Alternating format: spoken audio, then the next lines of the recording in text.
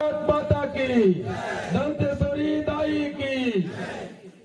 आज आप सभी हम सब के बीच में गरीबों की मसीहा, गरीबों की दर्द को समझ करके एक गरीब के पेट से जन्म लिया, तेंदू पत्ता तोड़ा, महुआ बीना, और जब आप जैसे गरीब के आवाज बन के जब कोंटा से विधानसभा जीत के गया तो पूरे छत्तीसगढ़ के गरीब, आदिवासी, अन्य पिछड़ा वर्ग गरीबों के लिए आवाज उठाने वाले कवासी लक्ष्मण जी के जोरदार ताली बजाइए।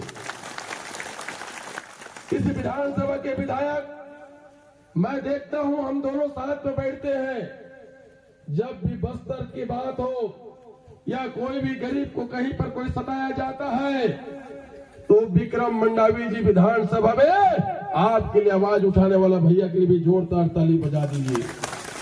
मंच विराजमान समस्त अतिथिगण और यहाँ पर बैठे मेरे आप लोगों को देख करके मुझे अपने परिवार याद आ रहा है, क्योंकि मैं भी आप जैसे गरीब का बेटा हूँ, गरीब का भाई हूँ, इसलिए मैं आपको सलूट करता हूँ, आपको प्रणाम करता हूँ मेरे भाई।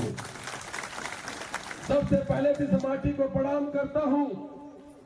छत्तीसगढ़ का, भारत का सबसे अगर खूबसूरत कोई जगह है तो बस्तर बीजापुर का जगह है मेरे भाइयों।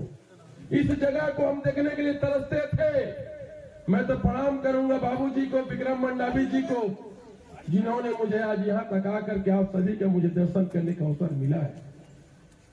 आज मैं ज्यादा समय नहीं लूंगा, बस दो चार बातें बताना चाहता हूं।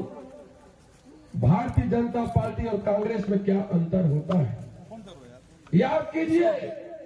जब देश में कांग्रेस की सरकार थी, मनमोहन सिंह जी यहाँ के प्रधानमंत्री हुआ करते थे, उस समय नरेंद्र मोदी जी मुख्यमंत्री थे गुजरात का।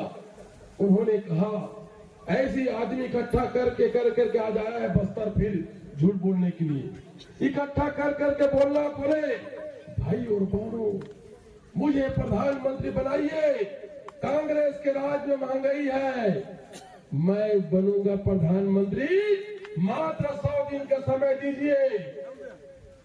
देश के सभी जनताओं ने उनको मौका दिया, लेकिन गरीबी के मजाक उड़ा करके उद्योगपति को आगे बढ़ा करके महंगाई को और बढ़ा दिया।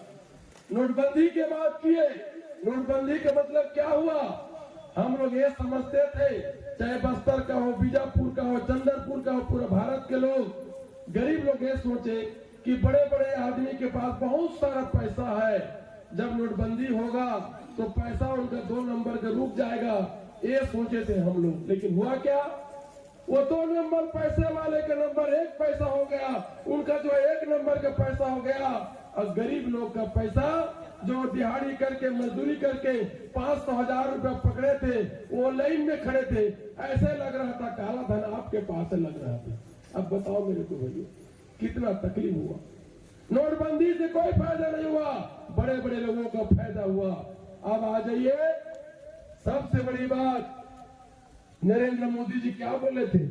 काला धन को लाऊंगा, सब पे खाते में बांटूंगा। हम लोग भी सोचे थे, उस समय मैं विधायक नहीं बना था, मेरा पिताजी दूसरे घर में हम लोग गाय भैंस चराया करते थे। मेरे पिताजी बोले कि बेटा ये क्या बोल रहा है? मेरे पिताजी पढ़ा लिखा नहीं था, अंगूठा साहब थे मेरी माँ, मेरे पिताजी सब।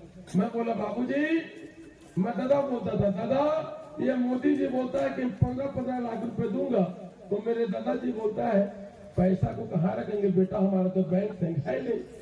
तो मेरे पिताजी पढ़ा लिखा नहीं था, लेकिन बहुत बुद्धिमान था। जैसे ये मेरा पिताजी, ये भले पढ़ा लिखा नहीं है, लेकिन इंजीनियर लोग भी इनके सामने फेल है, ये ऐसा पढ़ा लिखा है। तो मेरे पिताजी बोले कि चिंता मत करना बेटा, पैसा मिलेगा तो उसको मिट्टी को कोड़ के अंदर में गाड़ देंगे, सारे कौन देख पाएगा बोले। लेकिन मेरा पिताजी संसार को छोड़ के चला गया, नरेंद्र मोदी 1 रुपया नहीं दिया मेरे भाई। इतना बड़ा झूठ बोलने वाला मेरा पिताजी बोल के गया है, इस धरती में नरेंद्र मोदी जी से झूठ बोलने वाला और ज्यादा प्रधानमंत्री कोई नहीं बनेगा, यह मेरे पिताजी बोल के गए हैं। इसलिए मैं आपसे कहना चाहता हूं, जब भी कांग्रेस की सरकार बनती है, जंगल में रहने वाले मेरे गरीब आदिवासियों का काम करता है, और भारतीय जनता पार्टी की सरकार बनता है तो बड़े बड़े उद्योगपतियों को काम करता है। आपको तय करना है कि आपका कैसा नेता होना चाहिए। कवासी लखमा जैसे जो जाके सदन में आपका आवाज बन करके सदन में लड़ने के काम करेगा, ऐसे लोगों को आशीर्वाद दीजिए मेरे भाइयों, जोरदार ताली बजा के आशीर्वाद दीजिए। मैं गरीब का बेटा हूँ, कभी कभी बात होता है तो मेरे को बताते हैं मेरे बाबूजी, मेरे पिताजी नहीं है इसीलिए मेरे बाबूजी बोल करके मुझे दिल को सुकून मिलता है कि ऐसे मेरे बाप है। मेरा भाई नहीं है, विक्रम मेरा बड़ा भाई है। बोलते हैं, जब देखा हूं मैं उनको, बोलते हैं मेरे पिताजी, लखमा जी बेटा मेरे गांव में सबसे पहले मैं अच्छा से कपड़ा पहना हूं। हमारे गांव में पहले कोई कपड़ा नहीं पहनते थे, मैं पहली बार कपड़ा पहना तो मेरे को सब देखे ऊपर से नीचे बोले ये कैसा आदमी है। ये गरीब आदमी आपके दर्द को समझता है, आपके तीज त्योहार को समझता है, आपके त्योहार को समझता है, इसलिए आपका संसद हो तो सिर्फ कवासी लखमा जैसे संसद होना चाहिए। एक बार ताली बजाइए जोरदार मेरे भाइयों।